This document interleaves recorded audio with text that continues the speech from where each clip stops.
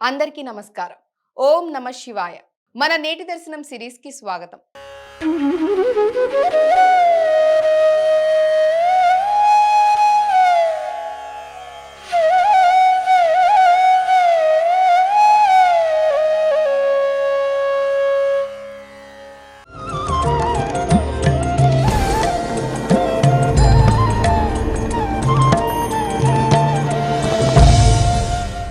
ఈరోజు మనం పవిత్ర గోదావరి నది తీరంలో ఉన్న కోటిపల్లి శ్రీ ఛాయా సోమేశ్వర స్వామి ఆలయం గురించి తెలుసుకుందాం. ఈ ఆలయం శివ విష్ణు భక్తులకు ఒక అద్భుతమైన క్షేత్రం.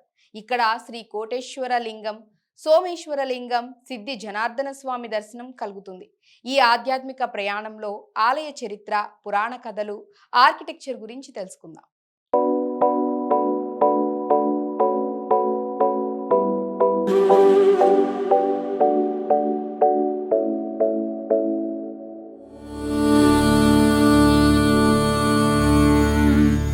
नमः शिवाय।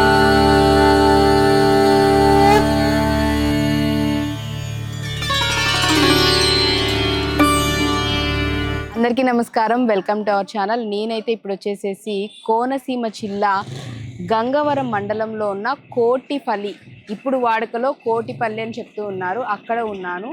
ఏంటి కోటిపల్లి ప్రత్యేకత అని అనుకుంటే, ఇక్కడ శివుడు అంటే ఇక్కడ శివాలయాలు రెండు ఉన్నాయి. అట్ ది సేమ్ టైం ఆ శివాలయాలను ఇద్దరు ప్రతిష్ఠించడం జరిగింది. చాలా ఇక్కడ గనక మనం ఏదైనా దానం కానీ అట్లానే పూజ కానీ ఏమైనా చేస్తే అది కోటి రెట్లు ఎక్కువగా ఫలితాలను ఇస్తుందని కూడా చెప్తూ ఉంటారు. సో మరి ఆ క్షేత్రానికి సంబంధించి విశేషాలు మనం తెలుసుకున్నట్లయితే కనుక, మొదటగా మనం చూసుకున్నట్లయితే ఇప్పుడు మన వెనుక చూసినట్లయితే చక్కగా స్వామివారి కోనేరు పుష్కరిణి అయితే మనకి కనిపిస్తుంది. అండ్ మన ఎదురుగానే స్వామివారి ఆలయం అయితే ఉంది. ఈ ఆలయం కనుక మనం చూసుకున్నట్లయితే ఇంత చక్కని వాతావరణంలో ఎంతో సర్వాంగ సుందరంగా అందంగా ముస్తాబు చేసి ఉంచారు. అలాగే చూస్తే గనక ఆలయ మహత్యము, అసలు ఎవరు ప్రతిష్ఠించారనే వివరాల్లో గనక మనం వెళ్ళినట్లయితే, చంద్రుల వారి ఇక్కడికి వచ్చేసి శ్రీ రాజరాజేశ్వరి సమేత శ్రీ ఛాయా సోమేశ్వర స్వామి వారిని చంద్రులు వారు ఇక్కడ ప్రతిష్ఠించడం జరిగింది. అట్ ది సేమ్ టైం చంద్రుడితో పాటు ఇంద్రుడు కూడా కోటిలింగేశ్వర స్వామి వారిని కూడా ప్రతిష్ఠించడం అనేది జరిగిందనమాట. అంటే వారి దోషాలు పోవటం కోసం అటు ఇంద్రుడు కానీ ఇటు చంద్రుడు కానీ ఇద్దరు కూడా ఇక్కడ స్వామివారిని అంటే శివుణ్ణి ఇక్కడ ప్రతిష్ఠించడం జరిగింది. అందువల్ల ఈ క్షేత్రానికి కోటిపల్లి అనే నామం కూడా వచ్చింది.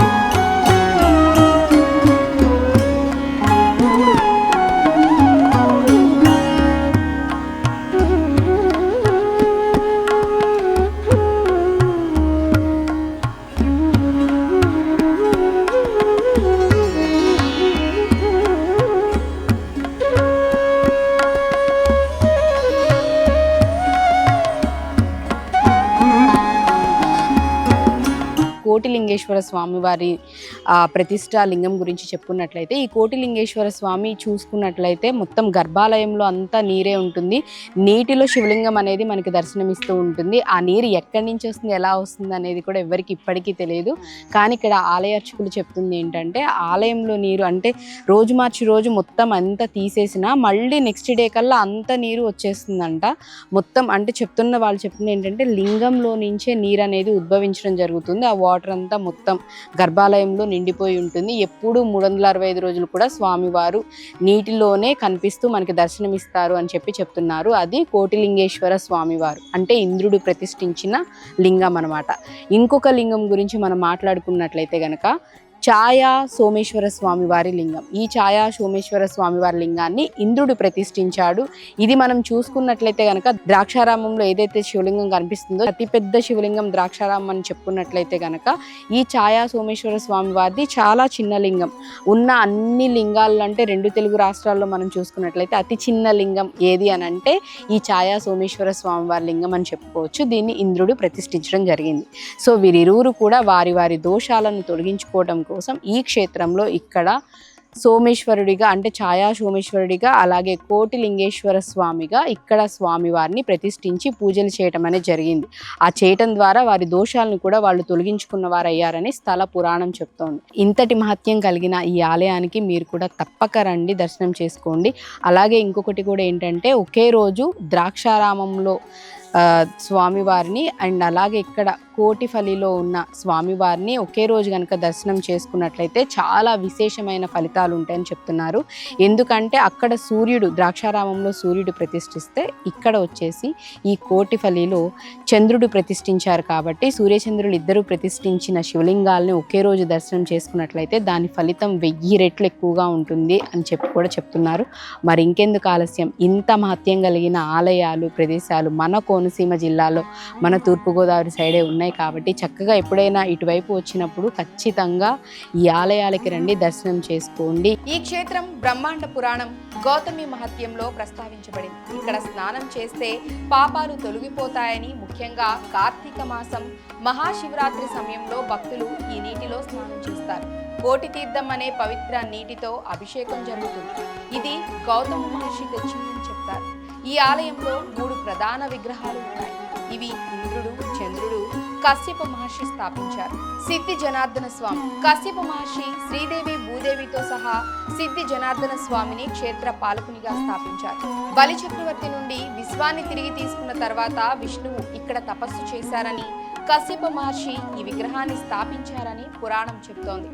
కోటేశ్వర లింగం ఇంద్రుడు గౌతమ మహర్షి భార్య అహల్యతో చేసిన పాపం నుండి విముక్తి పొందటానికి గోదావరిలో స్నానం చేసి కోటేశ్వర లింగాన్ని రాజరాజేశ్వర అమ్మవారిని స్థాపించాడు. ఇది యోగలింగంగా పిలువబడుతోంది. సోమేశ్వర లింగం చంద్రుడు తన గురువు భార్య తార పట్ల ఆసక్తి చూపిన పాపం నుండి విముక్తి కోసం విష్ణువు సలహాతో గోదావరిలో స్నానం చేసి సోమేశ్వర లింగాన్ని అన్నపూర్ణాదేవిని స్థాపించాడు. ఈ లింగం భోగలింగంగా క్రిస్టల్ లింగంగా ప్రసిద్ధి చెందింది. చంద్రమాన దశల ప్రకారం మెరుస్తోంది. ఈ ఆలయం ఛాయా సోమేశ్వర అనే పేరును చంద్రుడు స్థాపించిన సోమేశ్వర లింగం నుండి పొందింది. ఈ లింగం చంద్రదశల ప్రకారం విభిన్న స్థాయిలలో మెరుస్తుందని చెప్తారు. ఇది ఛాయా అనే పేరుకు కారణం. ఈ లింగం 2 అంతస్తుల గర్భగుడిలో ఉంది. పై అంతస్తులో అన్నపూర్ణాదేవి ఉన్నారు. ఆలయం ముందు సోమ పుష్కరిణి అనే పెద్ద ట్యాంక్ ఉంది. ఇక్కడ శివుడు ధ్యాన ముద్రలో ఉన్న విగ్రహం అద్భుతంగా ఉంటుంది.